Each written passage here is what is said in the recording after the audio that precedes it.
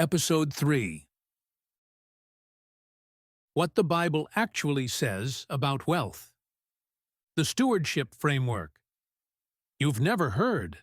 If you've made it this far in the series, you know two things. The prosperity gospel is a manipulative lie that turns God into a vending machine. Poverty theology is a guilt-driven lie that keeps Christians broke and ineffective.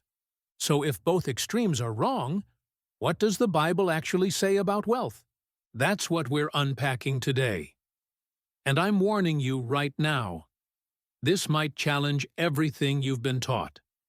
I'm Rich Abbott, and this is the Prosperous Steward podcast. Let's get into the truth. The missing framework. Here's the problem. Most Christians have never been taught a biblical framework for wealth. They've heard isolated verses. They've heard sermons about generosity or warnings about greed. They've heard the prosperity gospel promise blessings or the poverty theology guilt trip about materialism. But they've never been given a comprehensive, scripturally sound framework that answers the core question: what does God actually want me to do with money? And without that framework, Christians default to one of two extremes. They either chase wealth manipulatively or avoid it guiltily. Today, I'm giving you the framework, the one that's actually in Scripture, the one that changes everything. Ready? The foundational truth: you're not an owner, you're a steward. This is where it all starts. And if you miss this, you'll miss everything else. Psalm 24, verse 1 says, "The earth is the Lord's, and everything in it, the world, and all who live in it." 1 Corinthians 4:7. What do you have that you did not receive? Everything you have, your money, your skills, your opportunities, your resources, belongs to God. You didn't create it. You didn't earn it in a vacuum. God gave you the ability to produce wealth. Deuteronomy 8:18 makes this crystal clear. Remember the Lord your God, for it is He who gives you the ability to produce wealth. You're not the owner, you're the manager, you're the steward. And that changes everything. When you see yourself as an owner, you hoard, you protect, you accumulate for yourself. Money becomes your security, your identity, your goal. When you see yourself as a steward, you manage. You multiply. You deploy. Money becomes a tool, not a god. The prosperity gospel makes you think you're entitled to wealth. Poverty theology makes you think you should avoid wealth. Biblical stewardship says you're responsible for wealth. Big difference. The biblical examples. God blesses stewards, not hoarders. Let's look at what Scripture actually shows us about wealth. Abraham, Genesis 13:2 says Abraham was very wealthy in livestock and in silver and gold. Was he condemned for this? No. He was called a friend of God. His wealth served a purpose. It funded his journey, provided for his household, and demonstrated God's blessing to the nations around him. Job, after his suffering, Job was restored to wealth. Job 42:10 says God gave him twice as much as he had before. Was this a compromise? No. It was a demonstration of God's favor and Job's faithfulness. Solomon. 1 Kings 10 describes Solomon's extraordinary wealth: gold, silver, wisdom, influence. Did God rebuke him for being rich? No. God gave him that wealth because Solomon asked for wisdom first. The wealth was a tool for kingdom purposes. Joseph of Arimathea, Matthew 27:57, describes him as a rich man and a disciple of Jesus. Wealthy and faithful. No contradiction. Here's the pattern. God blesses people financially when they steward faithfully. Wealth in Scripture is never the goal. It's a tool for a greater purpose. And here's what poverty theology can't explain. If wealth is inherently evil, or spiritually compromising, why does God give it to His most faithful servants? The answer? Wealth isn't the problem.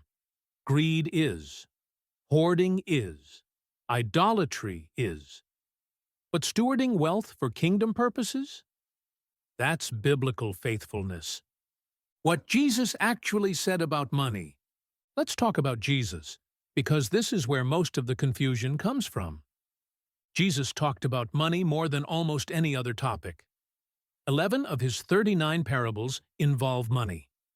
That's approximately 1/3 of the parables dedicated toward money.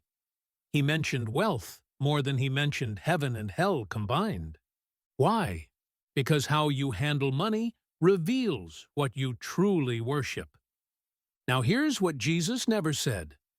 Being wealthy is a sin. What he did say, you cannot serve both God and money. Matthew 6:24. Notice, he didn't say you can't have money. He said you can't serve it. Big difference. It is easier for a camel to go through the eye of a needle than for a rich person to enter the kingdom of God. Matthew 19:24. Context matters. He was talking to a rich young ruler who loved his wealth more than God.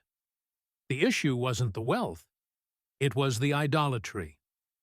Sell your possessions and give to the poor. Luke 12:33. Again, context. This was a specific command to people who were hoarding and anxious. Jesus wasn't making a universal command for everyone to be broke. He was addressing greed and misplaced trust. Here's the consistent theme in everything Jesus said about money. Don't let it become your God. Don't hoard it. Don't trust in it. Don't serve it. But nowhere does he say, avoid having wealth. What he does say is this: be generous. Be wise. Hold it loosely. Use it for kingdom purposes. That's stewardship. The parable of the talents. God rewards multiplication. Let's look at one of the clearest pictures of biblical stewardship. The parable of the talents in Matthew 25. A master entrusts 3 servants with different amounts of money. 2 of them invest and multiply what they were given. 1 buries his out of fear. When the master returns, he praises the 2 who multiplied. Well done, good and faithful servant. You have been faithful with a few things. I will put you in charge of many things. The one who buried his talent? The master calls him wicked and lazy. He takes the talent away and gives it to the one who multiplied the most. Here's what this parable teaches. God expects you to multiply what He's entrusted to you. Stewardship isn't passive, it's active. You don't bury resources out of fear or false humility. You invest them. You grow them. You take calculated risks. Faithfulness is measured by multiplication, not by avoidance. The servant who buried the talent thought he was being safe. The master called him wicked. Why? Because he wasted the opportunity to multiply. Greater faithfulness leads to greater responsibility. The servants who multiplied were given more. Stewardship isn't about having less. It's about managing more for kingdom purposes. This parable destroys poverty theology. God doesn't reward the servant who stayed poor out of fear. He rewards the ones who built wealth through wisdom and diligence. And this parable challenges prosperity gospel too. The servants didn't get more because they claimed it or had enough faith. They got more because they stewarded faithfully. The biblical wealth framework: stewardship plus wisdom plus diligence plus time equals abundance. Here's the equation that governs how biblical wealth actually works. Stewardship, recognizing everything belongs to God. You're managing it on His behalf. Wisdom, applied knowledge, knowing what to do and when to do it. Proverbs is filled with this. If any of you lacks wisdom, let him ask God. James 1:5. Diligence, consistent, focused effort. Not workaholism, not anxious striving, steady faithfulness. Lazy hands make for poverty, but diligent hands bring wealth. Proverbs 10:4. Time, the multiplier. Wealth compounds, reputation builds, impact grows. Dishonest money dwindles away, but whoever gathers money little by little makes it grow. Proverbs 13:11. Result, abundance. When you align with how God designed wealth to work, abundance is the natural outcome. Not because you manipulated God, not despite wanting wealth, but because you stewarded faithfully. This is what I missed during my years of poverty theology. I thought struggle proved devotion. But the Bible says faithfulness produces abundance. What the Bible says about generosity. Now let's talk about what you do with wealth once you have it. Because here's where prosperity gospel fails spectacularly. It treats wealth as the end goal. Get rich, prove God's favor, enjoy the blessing. That's not biblical stewardship. Biblical stewardship says, build wealth so you can deploy it generously for kingdom impact. Look at what Paul says in 1 Timothy 6:17-19. Command those who are rich in this present world not to be arrogant, nor to put their hope in wealth, which is so uncertain, but to put their hope in God, who richly provides us with everything for our enjoyment. Command them to do good, to be rich in good deeds, and to be generous and willing to share. Breaking this down, don't be arrogant. Wealth doesn't make you better. Don't trust in wealth. It's uncertain. God is your security, not your bank account. God provides for your enjoyment. He's not opposed to you having nice things. Enjoy His provision. Be rich in good deeds. Use wealth for impact, not just accumulation. Be generous and willing to share. Wealth is meant to flow, not stagnate. This is the biblical balance. You can have wealth. You can enjoy it. But you hold it loosely, steward it wisely, and deploy it generously. Poverty theology can't do this. Why? Because broke people can't be generous. They don't have resources to deploy. Prosperity gospel can't do this either. Why? Because people chasing wealth for status don't give generously. They hoard defensively. Biblical stewardship creates the capacity for real generosity. You build so you can give. You multiply so you can deploy. You steward faithfully so you can have kingdom impact. The freedom of biblical stewardship. Here's what happens when you embrace biblical stewardship instead of either extreme. You're free to pursue financial success without guilt. You know you're not being worldly. You're being a faithful steward. You're free to enjoy God's provision without pride.